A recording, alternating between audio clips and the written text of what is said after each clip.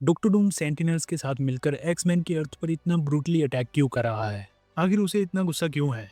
पहली बार जब हमने डॉक्टर डूम को किसी दूसरे यूनिवर्स में एंटर करते हुए देखा था, वो फैंटास्टिक फोर का पोस्ट क्रेडिट सीन था और वहाँ पे वो बिल्कुल भी वायलेंट नहीं था।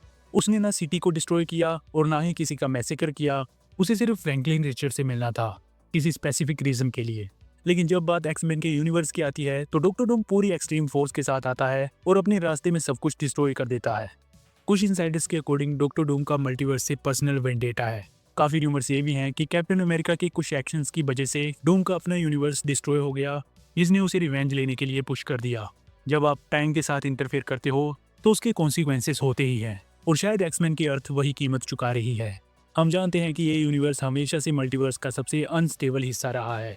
म्यूटेंट्स को ओरिजिनली एक्सटिंक्ट होना था, लेकिन उन्होंने डेज ऑफ फ्यूचर पास्ट में अपनी डेस्टिनी बदल दी। इसके ऊपर डेडपूल ने बार बार टाइम ट्रेवल को अब्यूज किया वेनेसा और एक्स फोर्स को बचाने के लिए, जिससे रियलिटी हैवीली ऑल्टर हो गई। एंड फिर हमने देखा कि जब एंकर बिंग मर चुका था और ये यूनिवर्स कोलैप्स होने की कगार पे था, तब भी डेडपूल एंड वोल्वरिन ने इसका फ्यूचर फिर से चेंज कर दिया और इसे पूरी तरह सेव कर लिया। मतलब कम से कम 3 बड़े मोमेंट्स हैं जहां इस अर्थ ने अपनी डेस्टिनी टाइमलाइन तोड़ी है। डूम शायद इसे कॉस्मिक बैलेंस का वायलेशन मानता है, या फिर वो बस उन यूनिवर्सेस को डिस्ट्रॉय कर रहा है जिनका मरना तय था। डूम के लिए ये मैटर नहीं करता कि हीरोज ने अपनी फेट बदल ली। अगर किसी यूनिवर्स का एंड लिखा था तो उसके हिसाब से उसे वहीं पहुंचना चाहिए। So what do you think? आखिरकार डूम एक्समैन के यूनिवर्स पर अटैक क्यों कर रहा है? Let me know your thoughts in the comments. और हाँ, ऐसी ही और अपडेट्स के लिए please make sure to subscribe my channel.